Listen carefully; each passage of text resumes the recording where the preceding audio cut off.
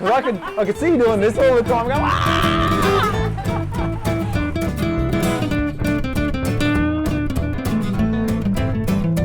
Welcome to the Merchants of Joy. We are showcasing people and entrepreneurs that bring joy to the world, and we have driven through the mist and the fog and the bush to come to a wonderful place where an amazing lady is crafting out a life of her dreams in this amazing shed. Her name is Elise Cameron-Smith. She's a miniature boat builder, furniture designer, and the maker of the most exquisite wooden pieces you'll ever see. So please check her out at www.elisecameronsmith.com.au. Now we're going to go inside the shed and check out Elise's amazing work. Come on in. Thank you, Elise, for welcoming us into your amazing space. We've driven through the fog, through the rain to get here. It's just been such an adventure just to get into your beautiful space. I feel like if I was to get a crane and lift you out of this beautiful spot and into the big smoke, into like a big corporate world, it'd be like pulling a fish out of the ocean. I'm into the woo, and even quantum physicists would say that the most inert things have energy. How big has this place been in your art, in creating your art? Well, I've worked in the city before, in corporate jobs when I was younger. Yeah. And it definitely inspired me to go and follow dreams and, you know, have a crack at doing something that you want to do. Yeah. Because I was young and you sort of go, oh, okay, I could always come back to this if I wanted to, but I don't really want to, so let's have a go. Yeah. So it's actually really good to have a crap job when you're young. Yeah, okay. It's pretty inspiring, I think. To experience that. Yeah. To then set. To go, okay, you could really, you could end up doing this and earn good money and, you know, do that. But it was sort of like that sliding doors moment, or you can go and study and follow your dreams. Oh, so for sure, yeah. I was like 19 and working in a big insurance company, so that was my experience there. And then I guess, it actually was able to save up the money to go and do my woodworkers course, furniture making course. So it is all part of the journey, isn't it? Story in getting there. But yeah, I definitely don't think I'd be able to do it for very long. So no turning back now, is there? Now you've had a sniff of that. That's interesting that you've come from the insurance industry. So we've come from a corporate world. I've been in 30 years in sales, and you're always being measured by your targets, by your budgets, perhaps for you, your KPIs. So in your new world that you've carved out, how do you measure success now in your new realm? Well, I mean, I guess success you can define in monetary lots of terms. different ways. Yeah. I suppose you set your own KPIs. Sure, yeah. When you work for yourself, and you obviously need to make sales, or you're struggling. Absolutely. So that's still part of it. Yeah. And I guess when you work for yourself, you do end up working a lot harder than when you work for someone else, but you get so much more out of it. That's right, yeah. And I guess success to me now is more about, you know, work-life balance, flexibility. Still getting ahead a little bit financially, but, you know, you're able to take the time off to go for a surf at lunchtime if you want. Yeah. You can work back, you can finish early, it's all up to you. It is that balance, really isn't nice, it? and I think that's a good measure of success for me right now. Sure. You know, you can get an idea straight away, develop it. Sometimes it works, sometimes it doesn't. Yep. And that's the fun part. Absolutely. Yeah. And as we're speaking, the rain's coming down even harder. I think we might be taking a phone call from Noah to build an arse this afternoon. But talking about boat building, my father he built a boat in our backyard. He was a mechanic, and he was very technical, great with his hands, where I was absolutely hopeless. And I remember he bought me this model battleship when I was a kid, and he expected me to put it together because he was so good that I was hopeless at it. And he ended up building it for me, and I loved it, but I just didn't have the aptitude. And it wasn't until years later that I started collecting driftwood and doing my own kind of art. And I was just wondering, with your art and boat building, was that something that you had a natural flair for, or was it something you developed over time? Wouldn't say I was a very productive kid. Yeah. Or like into doing stuff like fun things like this then. Yeah. You're a kid, you're just doing what your friends do, play handball and like, Yep. I don't know, it wasn't any prodigy or anything. Sure. For me it all came later. Yeah. So I studied design. Yep. And I always found the creativity part of it I really enjoyed. Yeah. And then I did a furniture making course at Yeah. CERT, so that's a 1-year course. And I found the joinery part really hard. Yeah, okay. It really wasn't my strength, and I really had to sit down and do maths and be like, whoa. Yeah. Never thought I would be using this part of my brain again. And yeah, that was always a challenging part for me. Yeah, okay. And the fun part was the design and the finishing off and all that sort of process. So it's a skill that I had to learn. Yeah, sure. And it definitely didn't come easy to me. I had to keep practicing it. Yeah. But then I guess as time went on and I stopped making furniture and went more into the sculpture element of it, that's where I can get into that sort of flow state and Sure. make things up as I go along, and you know, you just keep chipping away at something until you're getting the right look. Yep. Whereas, you know, like what your dad will do is like follow a plan, measure everything. Sure. And that still to this day isn't my strong point. Yeah, sure. Like I'm very much, okay, check this measurement 15 times. Exactly. You know, you just don't, you learn not to trust yourself. Yeah. So it is one of those things that, yeah, you always have things that you're good at and some things that you'll need to force yourself to learn how to do. Yeah, we're finding that in our new venture too. You know, Yeah. we have certain strengths and there's areas that we know we need to fine tune, but when you're more, like you were saying, in the flow with where your strengths are, isn't it funny how you just build more momentum, you know, like we believe that everyone's got a gift to share to the world, and I suppose when you were doing that joinery, but it's when you got into that furniture making, that you sort of found a bit more flow. Would that be right? You found that you were sort of flowing in the right direction? I guess, and I mean, it was years ago, so I was obviously younger and you're still learning, and there's so much to learn, and you know, I guess for me, I always found the shaping part of it more enjoyable. Yeah, sure. But then there are some people who hate that part. Yeah. And who hate designing new things, and they just froth on like getting their joints perfect. Sure, okay. So it's like all makers, and especially woodworkers, have a very, very different approach to the way that they build things. Like as a trade, if you look at electricians, for example, there's like one way. Yep. Or you electrocute yourself. Yeah, Whereas sure. carpentry and joinery and furniture making, and everyone does things in really different ways. So if you're that type of person who wants to make molds or jigs and things and gets them all made perfectly, and then someone like me is more like, oh, I'll wing it. Look, and art's so subjective too. Like the model that my father wanted me to make is like, there's the plan. That's what the photo looks like on the box. It's got to look like that, you know. Whereas your art, when I look at something like that, it's more like evoking imagination inside of me. So the process must be totally different. Yeah. Well, I tend to I'll cut a line in the wood. Yep.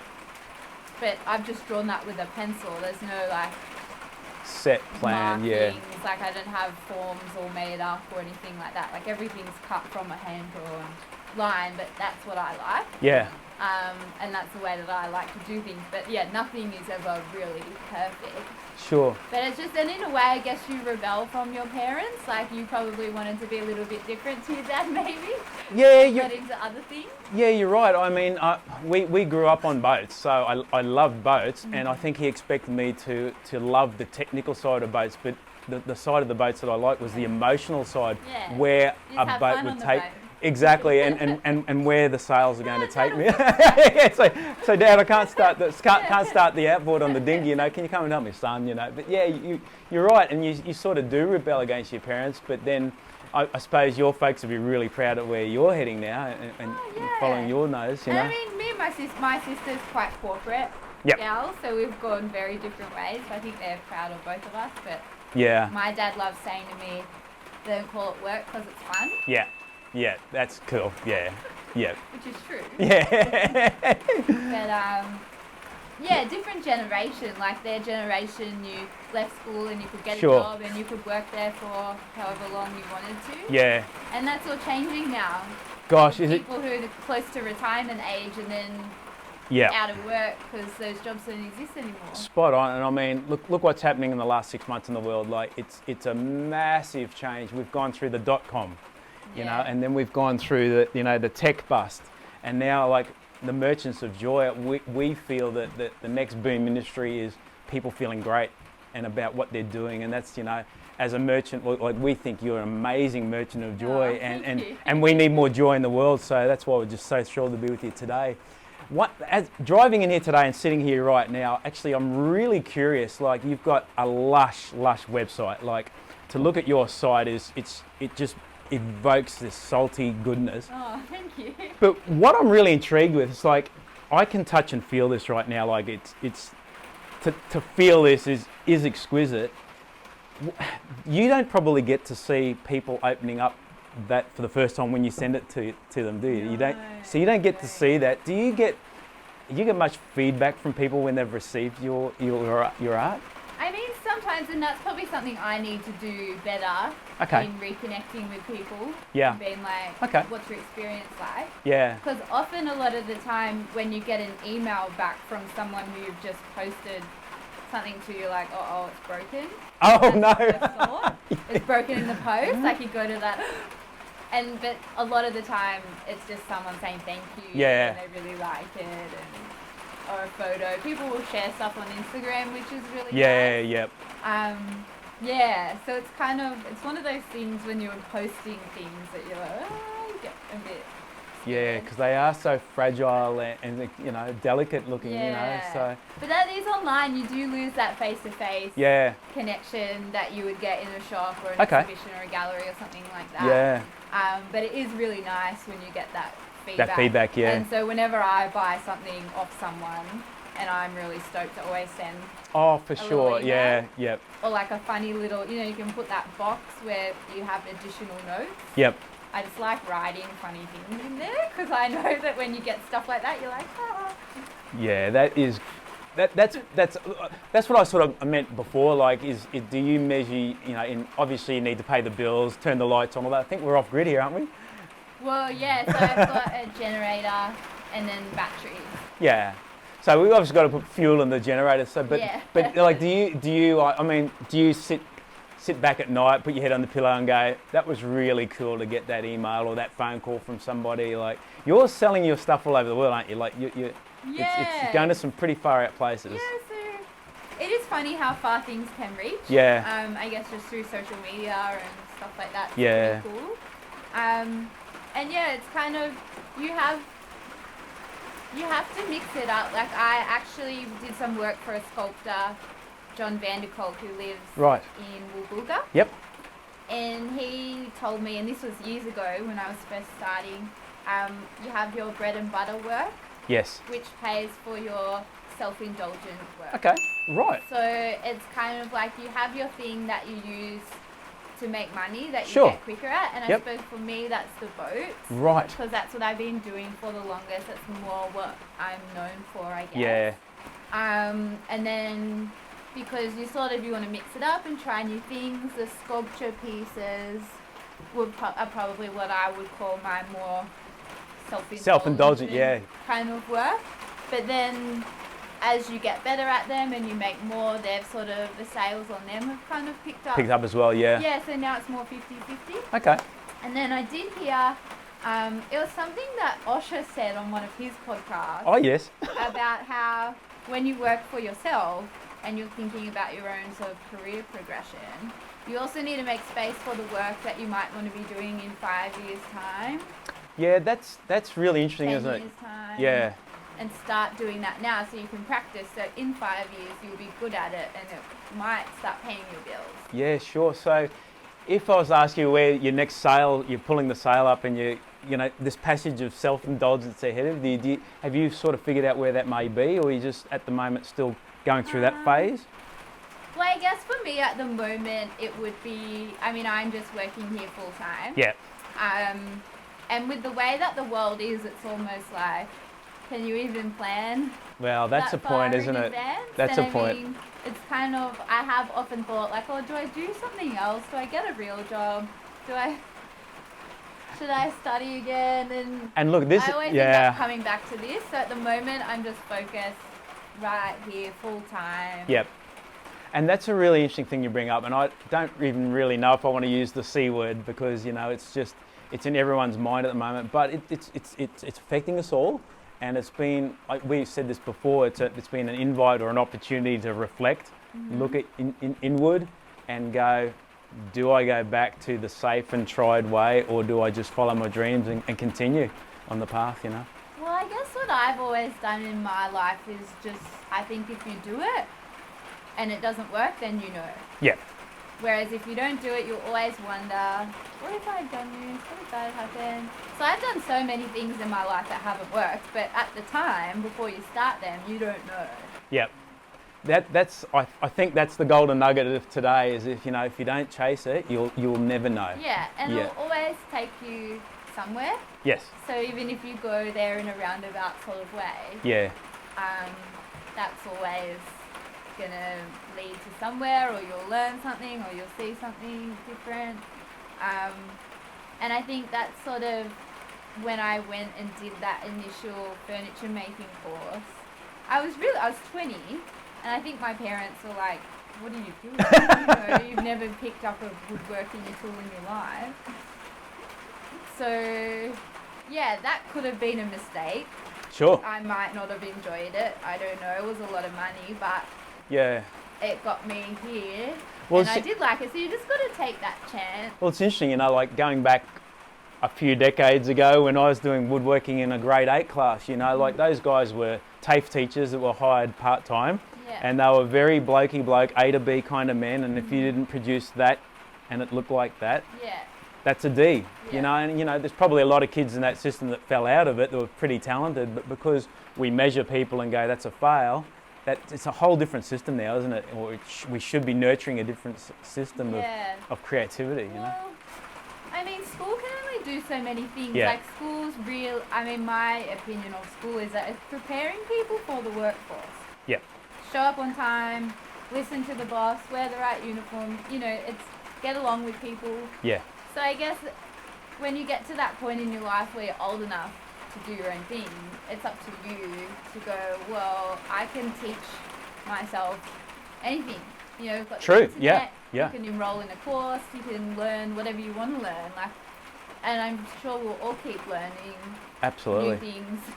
Do you, in your circle of friends and even your family, from this amazing thing that you're doing, have you inspired others in your tight unit, like your inner circle? Have you seen that happen? I don't know. I think I've got a really good circle of good people in my life, and I think they would probably inspire me just as much as I would inspire them. Yeah.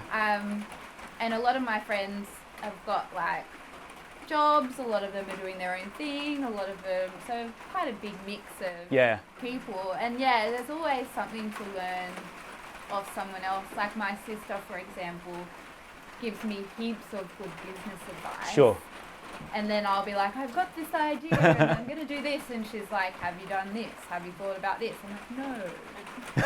Which is really useful. Okay. So as much as, it all goes around, everyone's got something to share. They do, that's right. That inner circle is so important, isn't it? Particularly in these times when, you might feel a little bit doubtful the way you're going, especially the way the economy's been just recently. That kind of backup. You mentioned your mentors earlier. Do you ever see yourself potentially being a mentor for somebody else, as your skills develop? Yeah, for sure. I mean, I love being able to teach people and show people how to do things they didn't know how to do. I mean, there's so many girls who don't know how to put a screw in a wall or hang up a picture, just simple stuff. I guess if you've always had someone to do that, why would you learn for you? Yeah. So it's just real simple things, and the first time you do it, it's exciting. Yeah, well, the first lady of our first episode is Sula Chamberlain. And, she lamented at the beginning of this period that we're going through that a lot of young kids didn't even know how to cook. But she's found that a lot of people are really contacting her to find out how to make broths, how to actually cook. So given this circumstance, people are now have the time to learn new skills. Well, yeah, and even just, I suppose, when you're stuck at home, there's only so many TV shows you can watch. There's only so many and other entertainment forms that you sort of get through, and you're like, oh, I can't do this anymore. You want to mix it up and try something. And then I guess if you don't have that option of going out for a new experience, you got to have a new experience at home. Sure, absolutely. So you're going to cook something different to mix it up. And the money that you're not spending in bars. Yeah, this is you true. can spend on fancy herbs for your stock or something, I suppose. I don't know. Yeah. Question I got for you, you've done the insurance, you've done the corporate life, and now you're here on the coast creating this amazing business that you've got. I'm just curious, do you experience stress? Like, is there something that you that you do? Like, you know what I mean? Like, you still got to put the fuel in the generator. So there's that kind of reality with your business too. But so I'm just wondering, like, a lot of people probably do something as part-time to actually have stress relief. So what do you do? Like, I've definitely had other jobs. Yeah. Like 2 days a week. I was delivering balloons for a few years to parties. So that was good. Yeah. Just to have a bit of regular Yeah, income. sure, yeah. But then when you have regular income, you end up spending it. Also, was like another thing that I realised too. Sure. And you do lose that flexibility. Like I worked every single Saturday for Yeah. 3 years or something. So it also comes at a cost, which is your time and Yeah. your freedom and stuff like that. But I guess the thing is, for me, you know, I don't need much Sure. to sort of look after myself. Like I'm quite simple living kind of person. But yeah, I stress about things from time to time. Yeah. Definitely. You go, what am I doing with my life? I'm 30. Am I ever going to buy a house? You know, like I definitely can Yeah. get into that world. And then you go, you know, a lot of my friends who have jobs think the same thing. Yeah, absolutely. Yeah. So until I guess you're sort of at that point in your life where you're like, okay, I really want to make this a thing. Yeah. And I really want to do that and be stable and get the house and everything. But I mean, that's one benefit of this whole economic thing is Sure. maybe that will all become possible for people like me who don't have that stable income. Yeah, I think so too. Yeah, and I think people are sitting down and reassessing their life and going, you know, do we need the big debt? Can we reduce? Can we live simpler lives? You know, can we be more minimalistic? Yeah, So for those sure. kind of And things come into sort it. of have less things but have really nice, Yeah, well-made, good things that Sure. make us feel good. And you look at them and you're like, wow, I really like that thing, or that reminds me of that time when this happened, or for sure. you know, I feel really good in this outfit. And, Yeah, yeah. You know, you're not just buying it because you're going out somewhere and it's queer. Don't know what to wear, I'll just buy this kind of thing. Yeah, So, yeah, there's definitely positives to it. But yeah, I think when you have a job like what I do and you spend a lot of time by yourself, you can definitely like work through your stress. sure. So if you're feeling a bit stressed, even if it's like totally outside of work, is that you've got this distracting thing to sort of process your emotions, and it almost is like you get into a meditative sort of state and you can whack away at carving and you know, So get lost in it. on that question, I mean, every one of your pieces is unique, so everything is different. Have you ever potentially carved anything that does have a bit more stress in it? Have you ever put something out and gone, oh, look at that? I mean, that's a piece that broke in half. Like, That one there? yeah, So what happened there? things just break sometimes, or even a lot of spoons and stuff. Yeah. You'll just push it that little bit too far and it breaks, and you're like, then you just make another one. And that's part of the process, huh? Yeah, it's all part of it. I mean, ceramicists, they put all this stuff in their big kilns, and a lot of it will explode. Yeah. So they're quite detached. Sure, from their yeah, work okay, in that makes sense way, too, 'cause yeah. It's like, well, shut the door and hope for the best. So, and yeah, it's kind of like, the more you make, the more you're enjoying the process. Yeah, of it. yeah. Some things work, some things don't, and it's kind of like you pass it on. As soon as it's finished, that's now someone else's thing. You just want to start the next. Yeah, okay. So it's like this cycle effect. It's like the sales that you make go towards you making new work. Yep. And then you just keep making stuff. So I'm curious to your day. So you said earlier something like that may take you a day. Yeah. That's a lot of hours. So in the typical workplace, people have a lot of energy in the morning. They might get through to morning tea, they have a cup of coffee, a couple of sugars, get through to lunch, get a bit sleepy, and then in the afternoon their productivity drops off. Yeah. Does that happen with you? I mean, or do you just get meditative during, like, just into the job and then all of a sudden it's 5 o'clock? Like, how does that work for you? Well, I guess for me, like, I'm often working on a few different things at once. Okay. So, you know, I might be working on the leaf part, but I didn't cut this Yeah, okay. part Yep. until like a lot later. Sure. So I'll sit out there in the afternoons if you're feeling a bit less energetic Yep. and sand things, because you need to be careful that you're not breaking stuff. Okay. And it is the kind of labour intensive, slow, where you have to like just put on a podcast or Yeah, okay. put on some music and chill out and go for it. And then in the morning, if you're feeling energetic, is when I would get on the big sander or the bandsaw and like smash out a lot of things out. Because the boats and everything I will make in production. Yep. So I'll make 12 at once. Oh, right, okay. So you'll sort of be cutting all these shapes, then you'll sand everything, then you'll join them all, and then you glue all the masks in. So you're repeating each process to make it as quick as possible. Sure, yeah, okay. And then the detailing will come. But I'll have days where I'm just wrapping raffia around boats. Yeah, okay. And I really like that. Yeah, Whereas sure. that would drive some people crazy. Yeah, You don't true. have Yeah, time. but some people like that too. Like, but Yeah. I know what you're saying about putting the music on too. You know, like just Yeah. getting into that groove and just knocking it out. Yeah. And it's good when you work for yourself and you know how you're feeling. You go, oh, I don't really feel like I'm hormonal. I don't want to get on the stand or something like that. Yeah. You can do something else to do, that's yeah. more suited to Yep. how you're feeling. Yeah. And then it's just putting the time in. I mean, if you're not at work, like you have a job, you know, if you're not putting in 8 hours a day, you're going to fall behind. Yeah, sure. And it is also work you've got to do from home and all that sort of stuff too, like emailing, going to the post office, packing things, invoices. Well, that's a big part of it, isn't it? Like your Instagram is really lush. Like your imagery is beautiful. How much time are you putting into that? Well, I'm really lucky that I have some friends who are really good photographers, which makes my life heaps easier. So they've really helped me out with some photos. Really is amazing.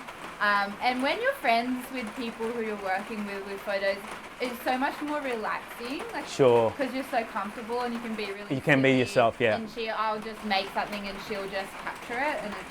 Unlike these strange couples from Brisbane, they just fly in and into the bush and it's pissing down rain. And it's like Normally I'm here by myself. It's actually really nice to have people to talk to. Instagram you have to do, if you're going to be on it, you've got to, I think, do it well. Yeah, absolutely. And I just think your art just shines on Instagram. Facebook's a different beast, absolutely, but the visual of Instagram, your stuff just pops. So I'm sure all our followers will check you out after this for sure. I haven't had Facebook for a long time. I remember actually it was right before I did my woodwork course and I'd been working a lot to save up for it. And I remember looking at random people's Europe holidays. Yep. And being like, why?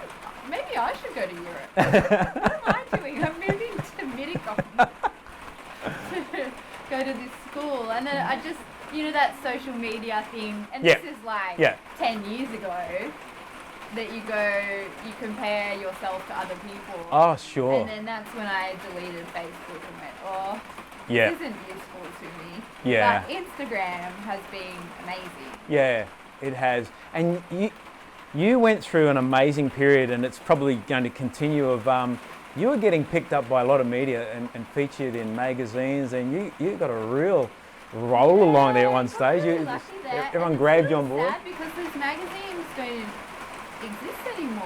I know. We were talking about earlier how one of my favourite magazines is the Captain magazine, and how those guys went from this industry I call a blue ocean where everyone's or red ocean, everyone's swimming in this red ocean, and these guys went out and created art out of fishing. Yeah. And they created this amazing publication that was beautiful to read. And that's a magazine that I will sit at home and just over weeks, I just keep going back. And I was so thrilled when I saw you in the Captain magazine. It was just that they did a beautiful piece when you got. Jackie's cool. Yeah. And he was a young guy who just started a magazine. I think. Yeah. Probably my age. Yeah, Jack's a whippersnipper, aren't you, mate? He's been watching this, but yeah. Yeah. And I mean, it's the same thing. It's like if you try it and see if it works, then have a go. And it's a bit like that technical thing that we talked earlier. Like he knows how to put the screw into the wall, and a lot of people in that fishing magazine industry know how to make a magazine, but he was able to capture the art and look at fishing in that kind of a view, and I think that's why he's just created something that will stand the test of time. But there's not many magazines like the Captain out there now, and that's why he stands out, Well, I think it's just that thing of as technology changes, the content, often a lot of the content that people found in magazines is now online. Yeah. So all that money from advertising has sort of gone into this different world. So, and it's the same with TV and stuff like that too. So we're actually at an interesting point where there could be more people like Jack and independent magazines and doing different things and more passion projects and stuff like that. Yeah. But again, all of those connections all came through social media for me. I've never had a PR person or anything like that. So, and I didn't have a big audience then. I think I had less than 1,000 followers. Like I hadn't started a big Instagram page or did a big mail out or anything like that. And that's probably the next stage of social media is like, well, I've got 100,000 followers, but you've got 1,000 quality versus 100,000. Like if you've got quality followers, that's really where the heart of it is. Yeah, I think I don't know how the algorithm really works anymore, but I know that only like a small percentage of people actually see whatever you put out there. Yeah. But you just have to look at it for what it is and not get too worried Too about what it hung used about to it. be. Yeah. And I think like anything to do with your business, you approach it professionally. Sure. And hope that it works. I think the thing that's going to flow through, and I think the thing that flows through now is, well, there's two things. Is with the algorithm and the way that Instagram works, you've got like 6 seconds to make an impact. They reckon that you've got to, because we're doing this so quickly. But I think for me, the thing that stands out is authenticity.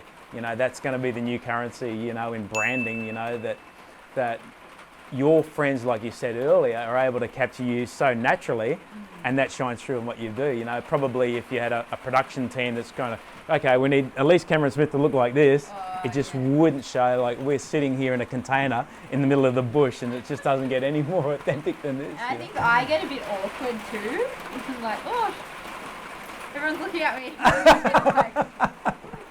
But that's natural, isn't it? Like that's the beauty of what you're creating. Oh, there's people that go on movie sets and just perform. Yeah. It's a real art, like. I know, they're talented people. Oh, they are extraordinarily talented.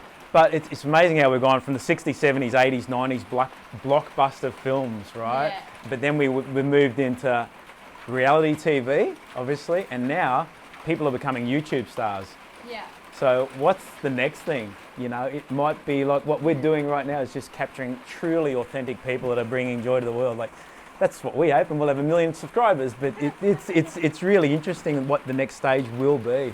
Yeah, I mean, no one knows. No. And that's what's kind of nice about it, is that you go, well, yeah, you sort of just Well, you wait and see. think about it, the producer that was in the middle of a $100 million movie production hasn't been able to do anything in the last couple of months. He certainly hasn't been able to show his films in a cinema because you're not allowed in audiences. So, you know, we're all doing Netflix, or we're going, hold on, I want to meditate, or I want to learn something new. Like, as we said earlier, it's such a great opportunity to you know, discover yourself and make that next move. Yeah, and I suppose there's always going to be the mainstream who Yeah. are doing what the mainstream Yeah. does, and there's always going to be those people that do things a little bit differently. Yeah, And so it's kind of like, yeah, I mean, who would have thought I'd be in a shipping container in the bush, but the opportunity came up and I just said yes and didn't know if this was going to work or whatever. So it's kind of like,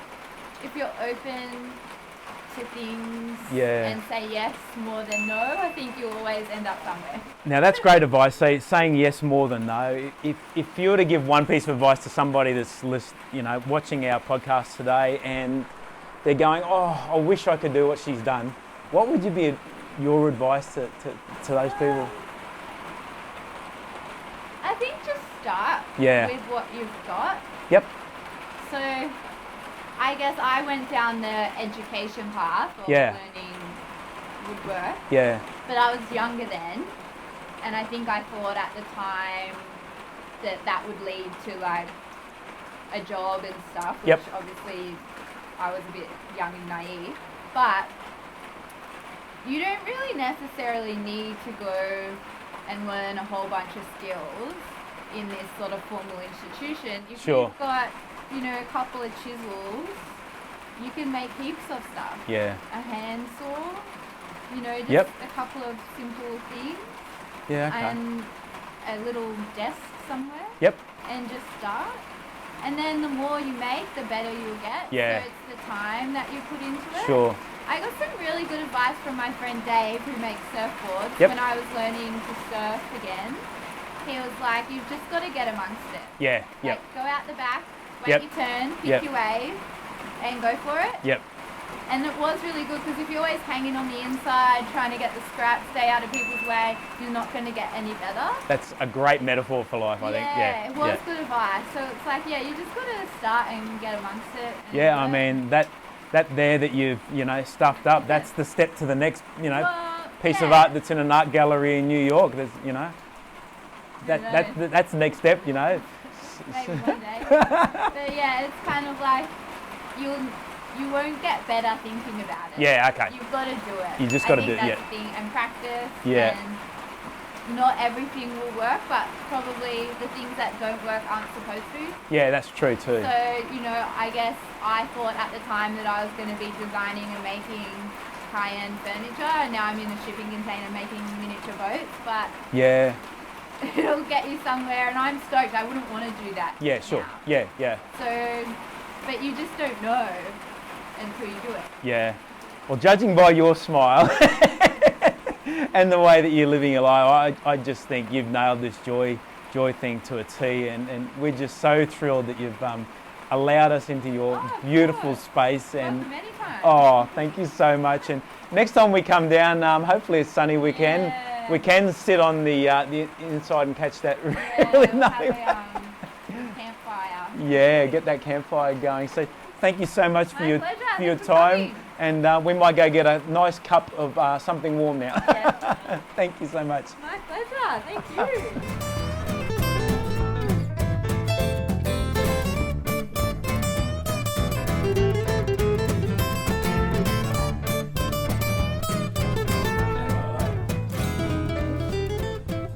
What are we going to do? What's in the box, Desi?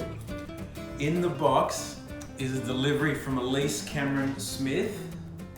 Now, we just did a podcast with Elise, and I've saved a very special spot on my mantelpiece for one of her carvings.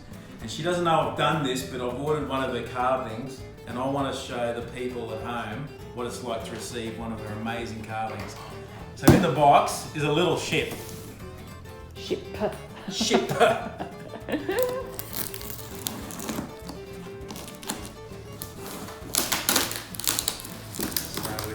Well packaged, that's for sure. So, as we saw in Lisa's studio, her carvings are very fine and delicate, so she obviously needs to pack them very well. Yeah, I can imagine. So we've got something here. Oh, it's pink. I love that. It matches your shirt. I'll be popping those all afternoon. Excellent. Pink So here we go. toppers. Yep, Here we alrighty. go. Little ship. Oh. It is very delicate indeed. Imagine getting one of these for Christmas. I was going to say, it is just like, oh my goodness. Look at that. How beautiful. Very delicate. Oh. And as Elise described to us in the podcast, every piece is unique. And this little ship is called That. the Divine Sun, which I is love it. just beautiful. I mean, that is exquisite. It actually reminds me of an angel, like this, like angel wings in the craft, a bit of a love heart, but there's just no Isn't it beautiful? denying that that is a thing of beauty. Love it. It just represents freedom and just something unworldly. It's just magical. It is magic. It's beautiful. So thank you so much, Elise, for bringing us into your beautiful space. And now one of your beautiful carvings now sits in my office, and it means so much to us. So guys, check out this lady. She is phenomenal. That is just beautiful. Beautiful. Thank you, Elise. Bye-bye.